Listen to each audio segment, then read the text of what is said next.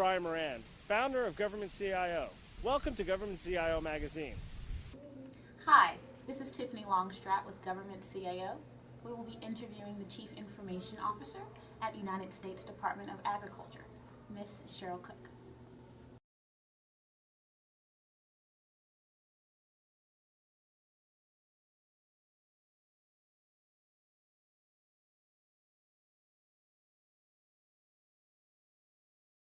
OCE, or Optimized Computing Environment program, is a very important part of the future for our field-based agencies, Farm Service Agency, Natural Resources Conservation Service, and Rural Development, who get their end-user support from my shop here in the Office of the Chief Information Officer, rather than having to provide it 3 times where they're required by Congress to be co-located in the field. That would be stupid, so we do it once.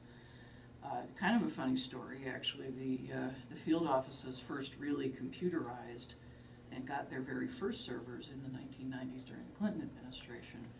And in the last year of the Clinton administration, having served 7 years as the state director for rural development in Pennsylvania, I was given the opportunity to come down here on a detail because the servers hadn't gotten out yet.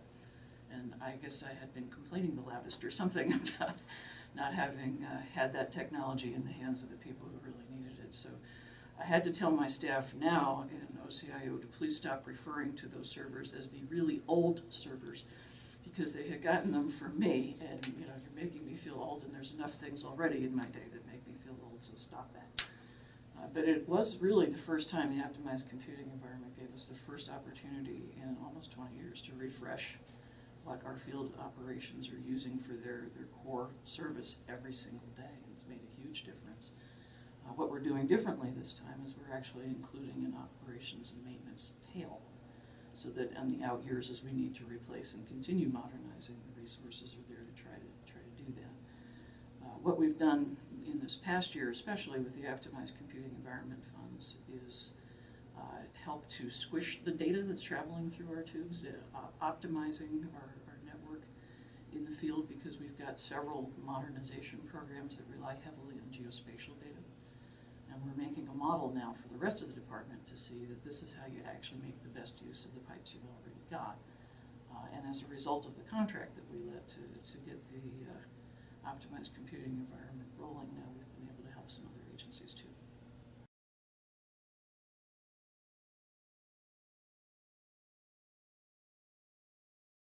Last year USDA celebrated its 150th anniversary, and you can collect some data in 150 years, as it turns out. Much of it not machine readable. Open data and wrestling big data is one of the most exciting things that we've got going on, and I'm happy to report my office isn't dragging everybody else. It's the business side dragging us. We want to be able to release this data to the public. Back in April, Secretary Vilsack was able at the G8 event for open data in agriculture to provide a release of just mountains and mountains of data that our research and science agencies and some of our social science agencies had accumulated over the years to try to help third world nations become more food secure. There's so much more of that we can do. If you think about the productivity in agriculture in this country in the 20th century, really since our inception, Abraham Lincoln, when he created USDA with the help of the Congress in those days, probably 2/3, 3/4 of the American population had to live and work on the farm for the nation to feed itself. Today, less than 2% of our population lives and works on the farm for the nation to feed itself and millions of other people around the world. A lot of the technology that brought on that productivity started with research and extension efforts at USDA. And if we can figure out how to share that with the rest of the world, we literally have the solution to end world hunger at our fingertips. We just have to figure out the right way to present it to folks so that they can use it no matter what their circumstances are.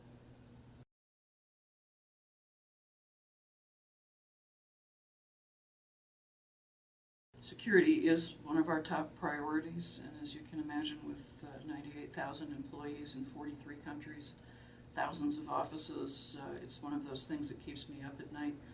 Well, actually, nothing keeps me awake at night because I live in Pennsylvania and I drive home and just drop right over and fall asleep. But it's one of those things that makes me pound the steering wheel as I'm driving home at night, let's say that. Security is a huge issue here. Collectively, we're spending about $81 million on security monitoring tools at USDA every year, and continuous monitoring is going to give us an opportunity to streamline a lot of that, lower cost for agencies, and allow them to reinvest those dollars in other areas that are really quite necessary beyond the tools to make sure that we in fact are secure. It's really not the technology, it's the human beings who use it. And we invest comparatively little in our employees in reminders about things like not opening those emails that promise you might have $1, or that, please fill out this survey and we'll give you this gift card. Well, there's no survey and there's no gift card. You're just making the whole department at risk if you open that email. We have entirely too much lost equipment still that we need to be better tracking and monitoring how employees are taking care of their mobile devices especially. So there's more to do on that ounce of prevention side. We're calling it Operation Ben Franklin. Since among many, many things, Ben Franklin is famous for the Farmer's Almanac. He's a good guy for USDA.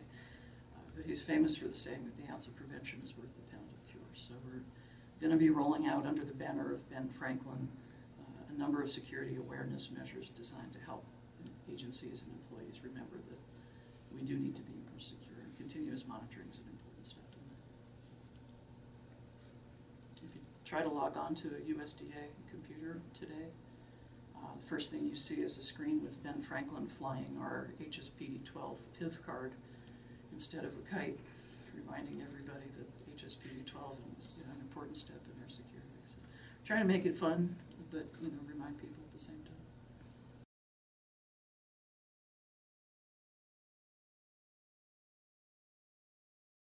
Well, within OCIO we have both internal and external customers, right? So starting with our external customers, particularly for farmers and ranchers, a lot of our programs go all the way back to the Roosevelt administration, and so do the delivery structures. If you want to sign up for a USDA program, you pretty well have to go to a USDA office in order to do that. Most of our field-based agencies are actively working on modernization efforts that will make that no longer a requirement, to allow customer self-service through the web or through mobile devices, allow our employees to actually bring the program to the customer instead of making the customer get in the car and drive to the USDA office.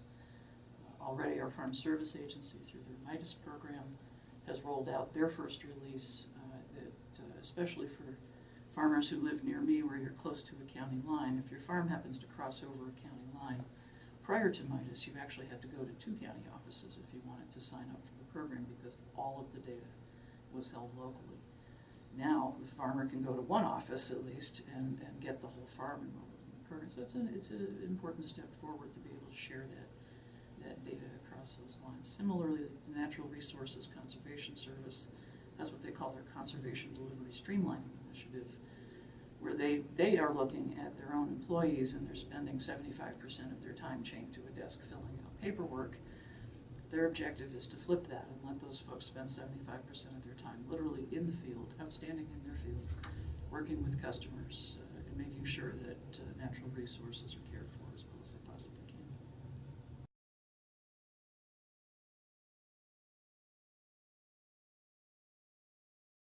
Did I mention that it's not the technology, it's the people who use it? We do have a number of things going on, and I'm very proud of the partnership we have with our Office of Procurement and Property Management, who's very well attuned to things like computers being left on overnight. And they're helping us monitor and encourage employees to make sure things get turned off. And where that doesn't work, we can actually turn some things off to save power. For 98,000 users, that gets to be kind of important. Beyond that, though, our Enterprise Data Center has taken a number of steps to become Energy Star rated. They've raised their ceilings so that heat can flow up higher and get farther away from the equipment. That takes some of the pressure off.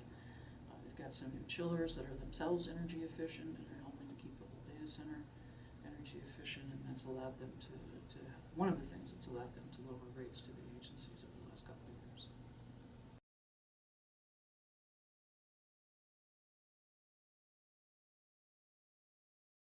Since 1949, being more holistic about USDA for a moment, USDA's mission has been to bring telecommunications to rural America.